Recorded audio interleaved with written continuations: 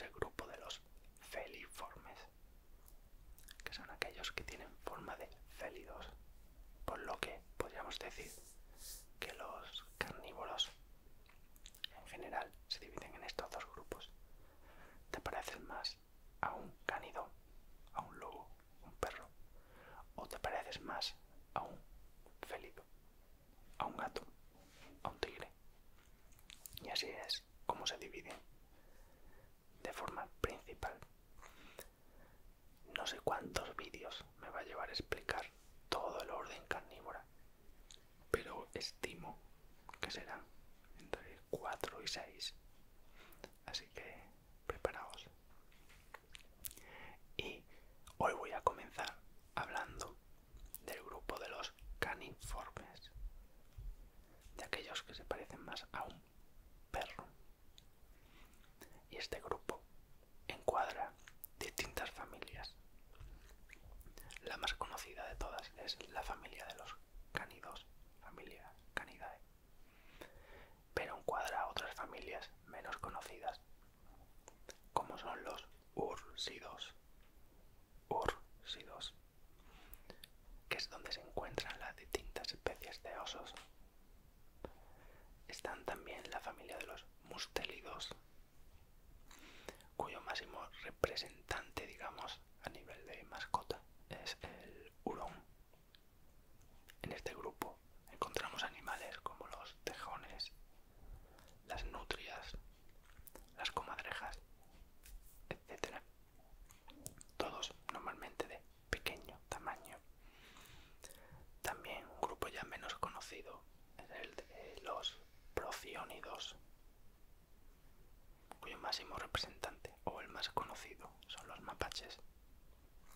Y también hay muchos distintos grupos ya menos conocidos, de los que iré hablando en los próximos vídeos. Incluso dentro de estos caniformes se incluye el grupo con un nombre muy raro, que es el de los pinnípedos, que es el grupo donde se encuadran las focas, los leones marinos, las morsas, que son carnívoros, caniformes, que abandonaron la tierra para adaptarse a un medio acuático. Obviamente haré un vídeo hablando sobre animales, sobre mamíferos marinos, donde se encuadran estos pinnípedos. Ahora me voy a centrar en los terrestres.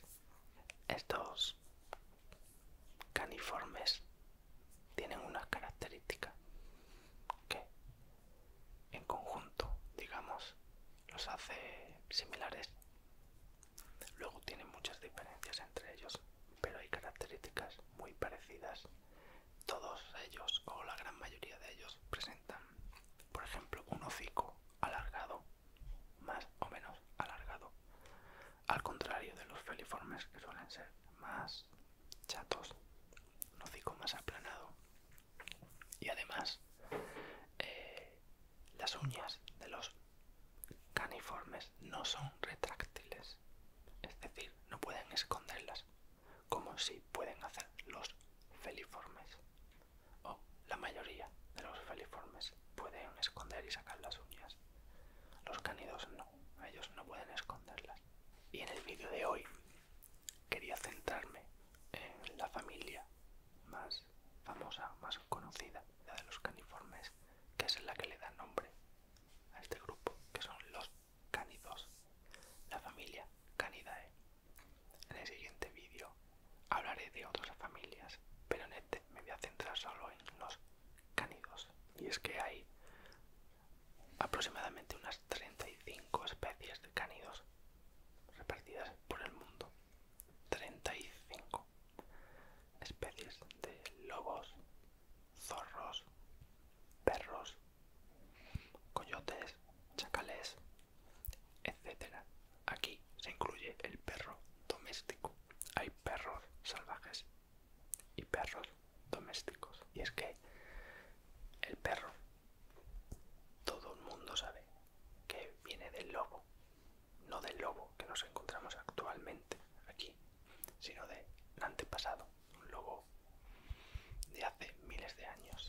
No se sabe exactamente la fecha exacta en la que el perro se domesticó o fue domesticado por el hombre. Obviamente eso fue un proceso muy largo en la escala temporal. A nadie se le ocurrió un día voy a robar estos cachorros de lobo y los voy a crear en mi casa.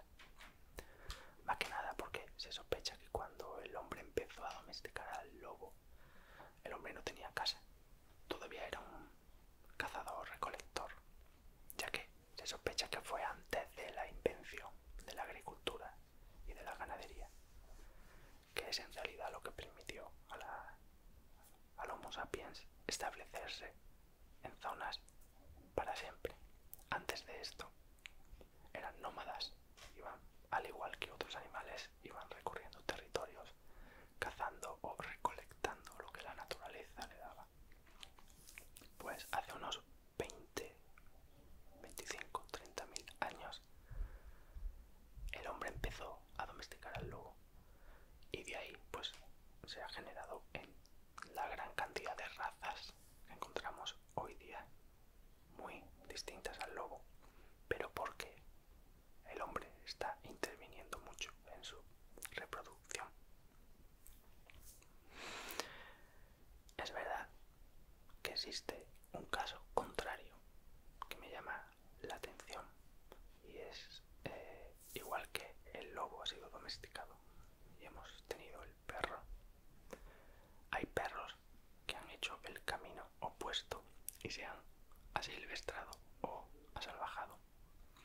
Y no hablo de perros asilvestrados en concreto, no, lo que se conoce como, aquí en España al menos, perro cimarrón, que es un perro que crece en un entorno rural, se escapa y se acostumbra a vivir en el campo, incluso llegan a formar jaurías, se reproducen entre ellos e incluso con el lobo se mezclan.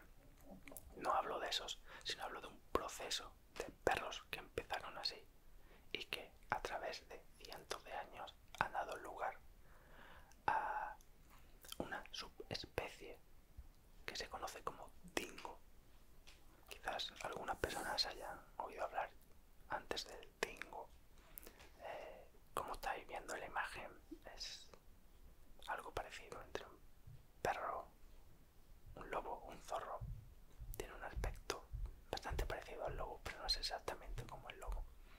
Y es que ese es el aspecto que tendrían todos los perros si los soltáramos de repente todos y dejásemos que se reproduciesen entre ellos. Al final saldría algo parecido a eso, al dingo, al lobo.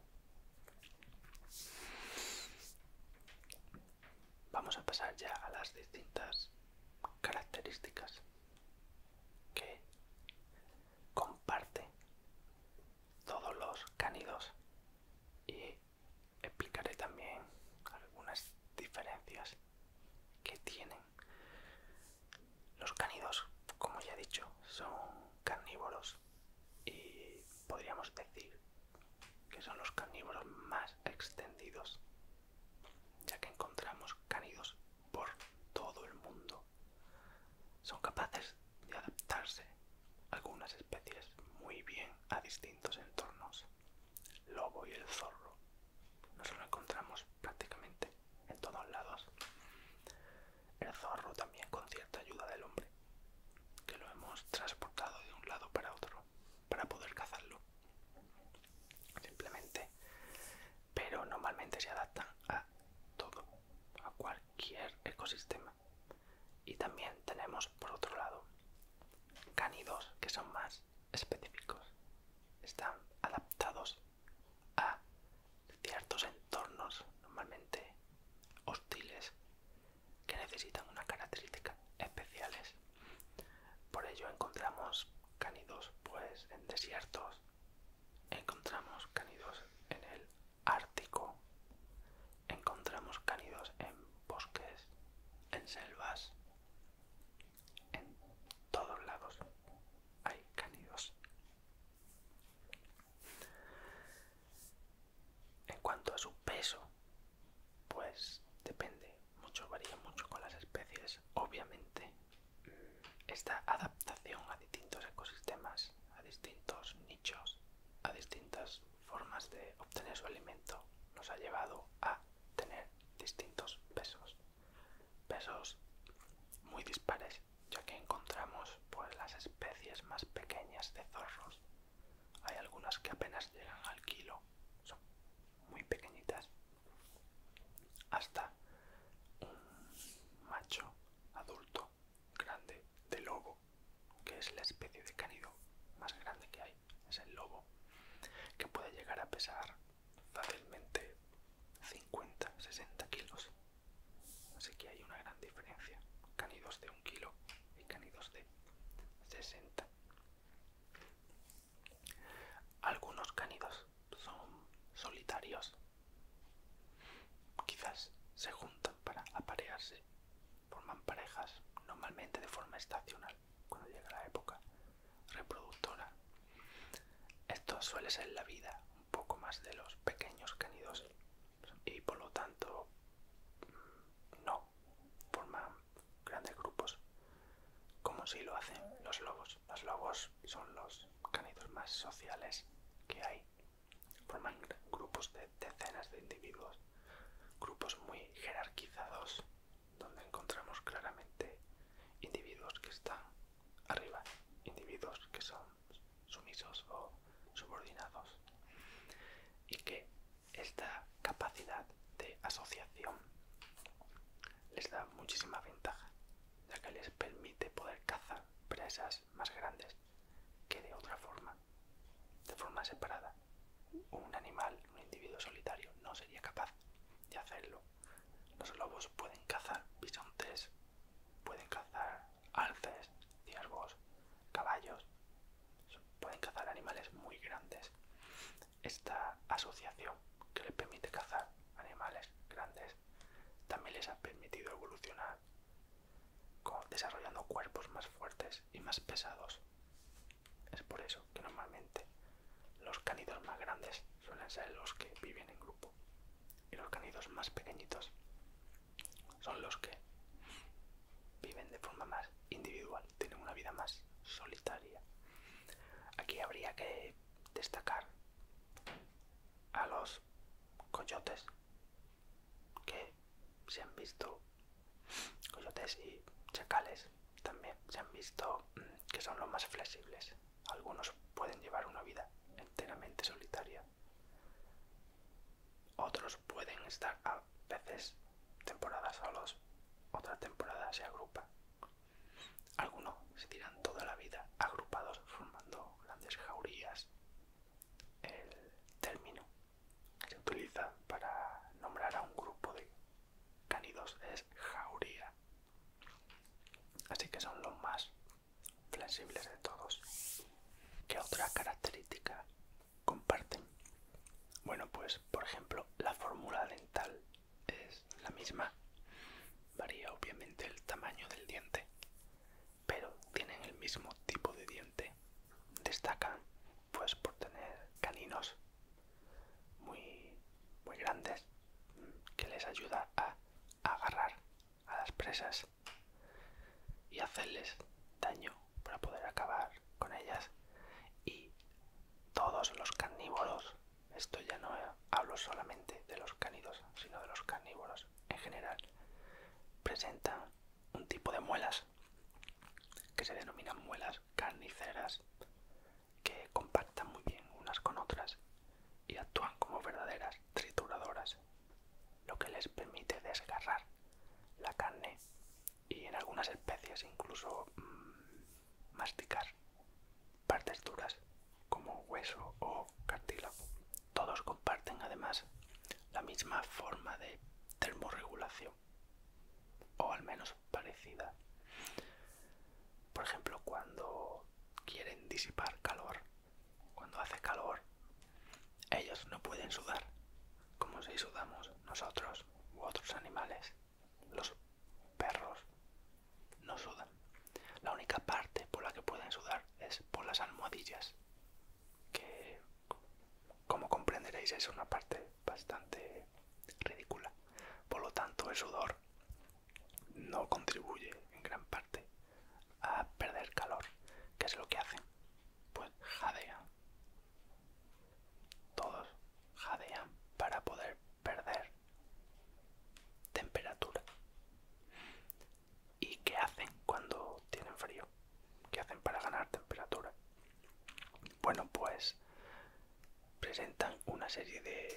tienen una musculatura en la piel asociada a los folículos del pelo que les permite erizar el pelo según tengan más o menos calor para permitir mayor o menor entrada de aire entre la capa de pelo y la piel. Además, muchos de ellos, sobre todo aquellos que viven en zonas templadas, que es donde las estaciones se notan más, mudan el pelo, presentan un pelo de invierno mucho más denso y presentan un pelo de verano que es bastante más ligero, menos espeso. Todos presentan 4 dedos en las manos, en las patas delanteras y 4 o 5 en las traseras, normalmente 5. ¿Qué ocurre? Que uno de esos 5 dedos es rudimentario, más o menos rudimentario, es el que conocemos como espolón. Y es que los perros, también otros carnívoros, no, pero ellos son digitígrados. Digitígrados, que es lo opuesto a plantígrado. Plantígrados son los animales que apoyan toda la planta. Nosotros, digitígrados, son los animales que apoyan solamente los dedos. Digamos que hay muchos animales, entre ellos los cánidos, que andan como de puntillas, digamos. Por eso el 5.º dedo, que es el espolón, no contacta el suelo, sino que se queda en el aire. Por eso, al no ser muy útil, pues en algunas especies se ha ido perdiendo, en otras se ha ido reduciendo. ¿Y por qué son digitígrados? Bueno, pues esto les da un mayor impulso a la hora de caminar. Y es que los cánidos recorren normalmente grandes distancias. Son animales que en el día a día tienen que recorrer mucho terreno para buscar alimento. Suelen tener territorios bastante grandes. Ellos deben buscar sus presas ahí. Además, deben de patrullar su terreno y marcarlo para evitar que intrusos o competencia entren dentro de lo que ellos consideran que es suyo. Y además hay muchas especies que migran, sobre todo aquellas en zonas templadas. Las que viven en zonas tropicales no les hace falta porque no hay apenas estaciones, o la diferencia entre estaciones es muy poca. Y las que viven en zonas templadas, más frías, son las que tienen que migrar en invierno y llegan a recorrer miles y miles de kilómetros para poder hacerlo. Eso les da una capacidad de resistencia y su anatomía es diferente en ese sentido al de los feliformes. Ya hablaré de estas diferencias cuando hable de los feliformes, para no hacer este vídeo más largo de lo que ya es. Todos ellos destacan por sus grandes sentidos. Tienen un oído muy desarrollado, un olfato aún más desarrollado, muchísimo más que el nuestro. Y cuando digo de olfato, no solamente es la capacidad de reconocer o diferenciar olores, sino también memoria olfativa, capacidad de recordarlos y asociarlos a distintas cosas o distintos individuos. También tienen una visión muy buena.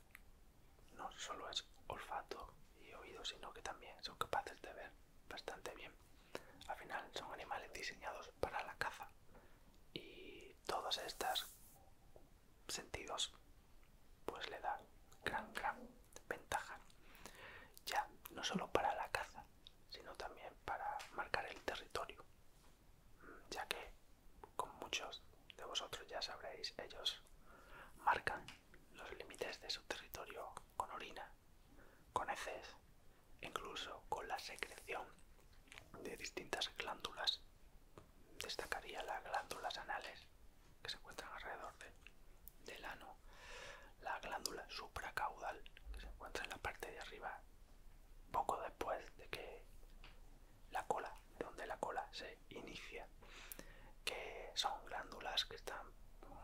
desarrolladas, sobre todo en las especies solitarias. Tened en cuenta que las especies solitarias, la única forma que tienen de comunicarse con otras es a través de olores. No pueden hablar entre ellas, ni normalmente tampoco se ven. Es muy raro que coincidan entre ellas, pero sí que pueden marcar su territorio, dejar su olor con las distintas secreciones. Y si otro animal de la misma especie, o incluso de diferentes especies, la huele, sabe perfectamente no solo de qué animal se trata, sino de qué individuo se trata de sí. Son capaces de reconocerse entre ellos.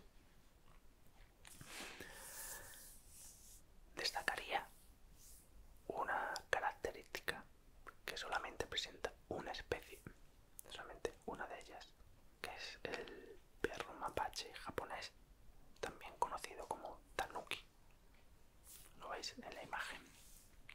Y es que esa es la única especie de cánido que es capaz de hibernar, o al menos entrar en un estado de torpor cuando llega el invierno. Si recordáis de vídeos anteriores, esto significa que deben bajar su metabolismo muchísimo para poder sobrevivir una época bastante dura, puesto que la disponibilidad de alimento es bastante escasa. ¿Y por qué hiberna? Pues porque al vivir en una isla, en Japón, pues la capacidad de migrar a zonas más cálidas es muy limitada, por lo que ha tenido que desarrollar la característica de hibernar. Metiéndonos en la dieta, que es algo que tienen en común y a la vez los diferencia, porque hay animales que son estrictamente carnívoros, es decir, más del 90% de su dieta se basa en carne, o prácticamente casi toda, y hay cánidos que son un poco más omnívoros. Por ejemplo, para poner distintos ejemplos, el licaón o el perro salvaje africano es estrictamente carnívoro, solo se alimenta de carne, casi. Es una de las especies más amenazadas que hay y vive en África. Es uno de los grandes carnívoros, grandes no por tamaño, porque es un tamaño mediano para ser un cánido, pero uno de los más destacados de los que hay en la sabana africana. En América, por ejemplo, tendríamos el conocido como perro venadero, perro vinagre, zorro vinagre, perro del monte, tiene muchísimos nombres. También es estrictamente carnívoro. En Asia, por ejemplo, tendríamos el cuón, que en la imagen pues lo veis, se parece también a una especie de una mezcla entre lobo y zorro. El cuón es también estrictamente carnívoro y se encuentra en Asia, así que digamos que casi cada continente tiene su cánido carnívoro. Y luego pues tenemos especies que son más omnívoras, es decir, que incluyen una dieta más variada y basada en vegetales. El más omnívoro de todos es el lobo de Kirin, también conocido como aguaraguazú, si no recuerdo mal, que vive en Sudamérica, que es como un zorro con patas muy largas.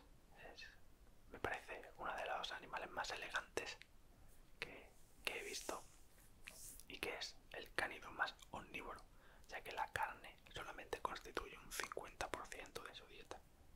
El otro 50% viene de productos vegetales. Hay cánidos que se han especializado en un tipo de alimento. Por ejemplo, hay algunos tipos de zorros, el zorro orejudo, que como su nombre indica, destaca por sus grandes orejas. Se alimenta prácticamente de insectos, son muy insectívoros.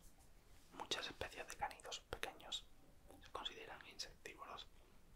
Incluso hay especies que son piscívoros. Hay cánidos que si tienen agua y peces disponibles, también se adaptan y aprenden a pescar, por lo que son muy listos. En cuanto a sus características reproductivas, hay cánidos que son monógamos, es decir, forman parejas, normalmente de forma estacional, cuando llega la época reproductora. Se emparejan, pero el resto del tiempo van cada uno por su lado. Y hay animales que no son tan monógamos, sobre todo aquellos que viven en grupo. Muchos de ellos son estacionales. Las hembras de los cánidos suelen salir a celo en determinada época para asegurarse de que las crías, una vez tengan luz, las crías nazcan en un periodo de abundancia, digamos, donde hay bastante alimento disponible. Las especies tropicales, por ejemplo, el perro del monte, el perro venadero, no tienen época reproductiva, prácticamente se reproducen durante todo el año o gran parte del año, ya que allí no hay estaciones tan marcadas.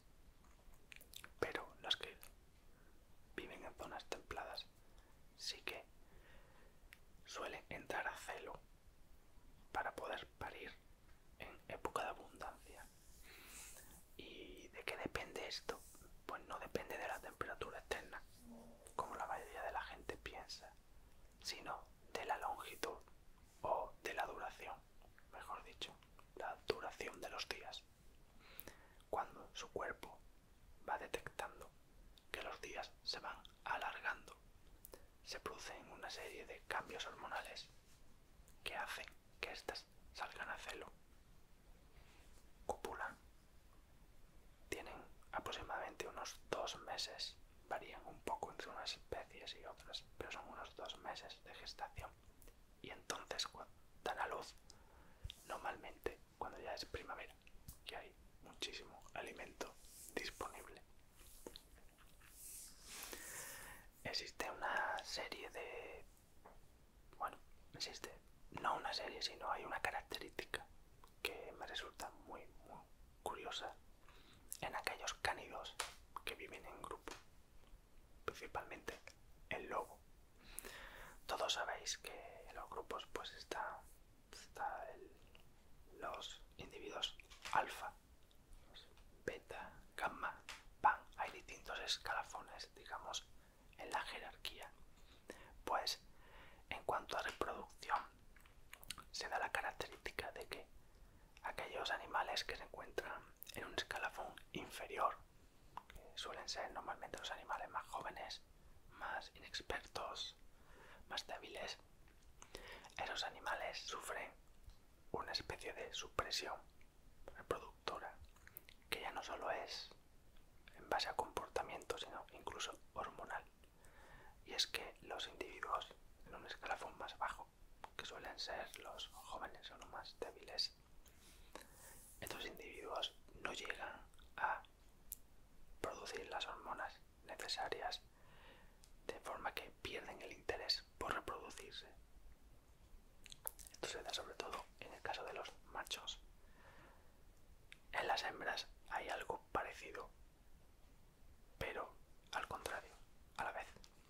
Y es que las hembras que no tienen permiso para reproducirse, ya que solamente aquellas en la escala social alta pueden reproducirse, sí que desarrollan lo que se conoce como pseudogestación o gestación fantasma, falsa gestación, que aquellos que tienen perros, aquellos que tienen hembras, pueden ser que hayan tenido algún tipo de problema con esta falsa gestación, ya que obviamente como las perras vienen de las lobas, siguen teniendo algunas en mayor o menor medida esta característica, y es que ellas salen a celo y aunque no queden gestantes, pueden desarrollar no solo el comportamiento, sino los cambios hormonales que desarrolla una gestante, por lo tanto pueden llegar incluso a producir leche. Esto que en las perras domésticas es una molestia, en los animales silvestres es una gran ventaja. ¿Por qué? Porque solamente las lobas de una escala social alta pueden reproducirse, porque son las que tienen la mejor genética, las que mejor se han adaptado al medio. Pero si tienen muchos cachorros o si estas mueren, estos cachorros pueden ser adoptados e incluso amamantados por aquellas lobas que no han tenido el permiso, entre comillas, de poder reproducirse. Y son, digamos, como madres sustitutas. Y que eso ayuda a que el grupo salga adelante. Es algo bastante curioso, porque a mi parecer una gran ventaja evolutiva. Y es que las cánidos destacan por tener camadas muy grandes. Se han visto casos de licaón, perro salvaje africano, o de coyotes que llegan a tener 18, 20 cachorros de una vez, lo cual es una barbaridad, por lo que si te sobran cachorros siempre pueden adoptarlas otras madres. Hay que destacar también, destacaría lo que ocurre en la cópula. Aquí vamos a poner los dos rombos, Claudia, porque bueno, los machos tienen un hueso peneano, conocido también como báculo.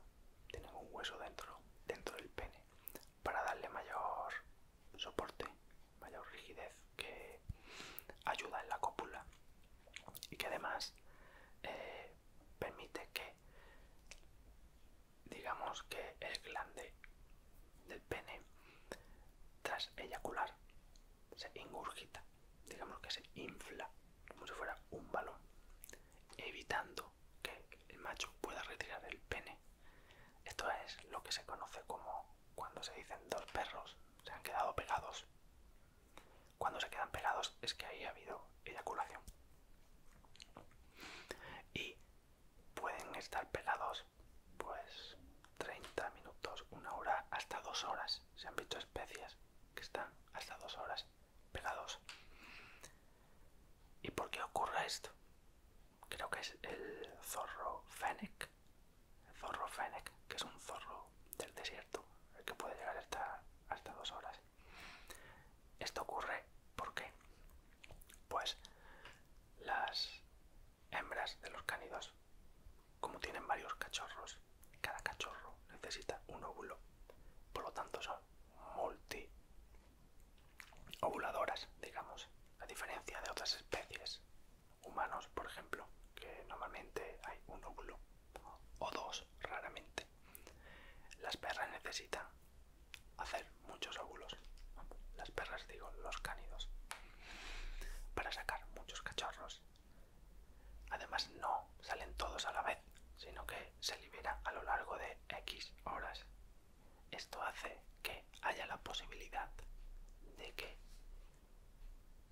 una gestación se lleve a cabo con más de un padre. Es decir, si la hembra se aparea con un macho y horas después vuelve a aparearse con otro macho, existe posibilidad de que cuando dé a luz a cachorros de uno y de otro. Hay muchas veces que las perras paren y los cachorros no se parecen entre ellos, y es por esto, porque hay dos padres ahí en medio. Pues para darle ventaja a sus propios espermatozoides se produce este bloqueo copulatorio.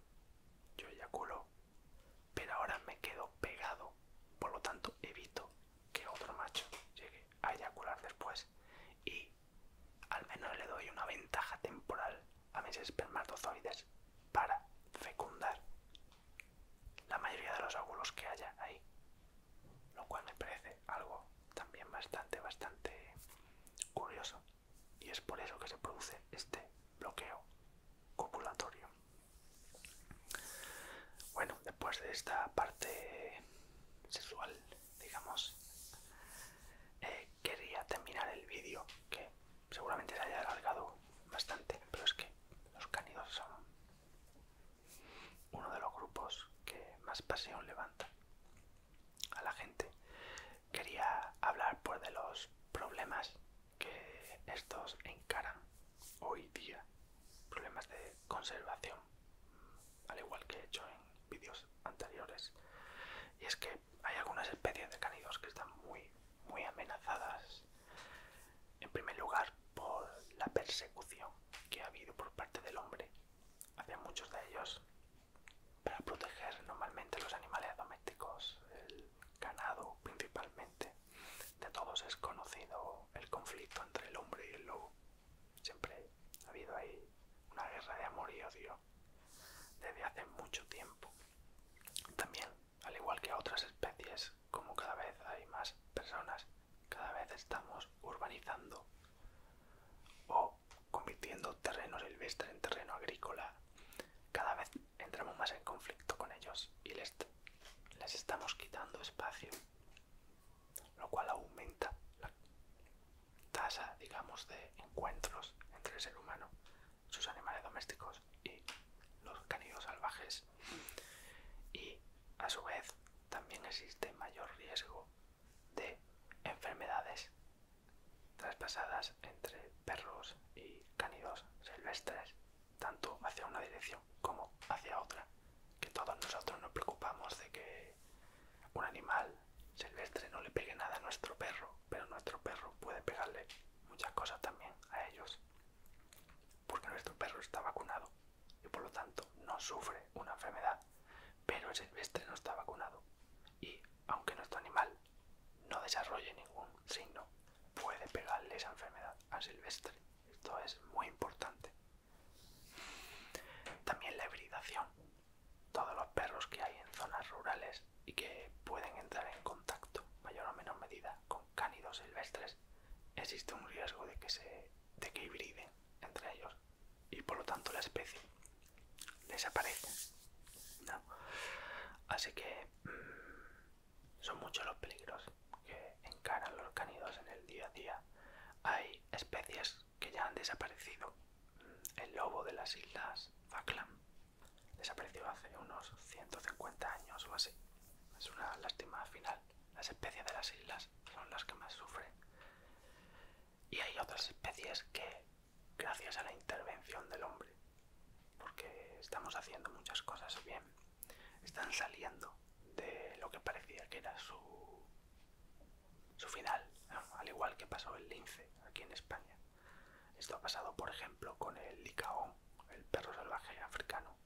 Ha habido poblaciones en las que había tan pocos individuos que su variedad genética era muy pobre y por lo tanto se encaminaba hacia la extinción, porque poca variedad genética significa animales muy débiles y muy sensibles ante cualquier enfermedad, menos capacidad de adaptación, por lo tanto al final terminan muriendo. Pero gracias a la intervención del hombre, a los esfuerzos que estamos haciendo, también hacemos cosas bien. Hemos conseguido pero estábamos consiguiendo sacar del cementerio a algunas especies, una de ellas el licaón. Y esto es todo lo que quería contar sobre los cánidos. En el siguiente vídeo seguiré hablando de caniformes, entraré con los úrsidos y puede ser que toque algún otro cánido, ya depende de la extensión del vídeo. Y espero que os haya gustado. Supongo que la cercanía con el perro hace que la mayoría de la gente esté bastante interesada con otros cánidos silvestres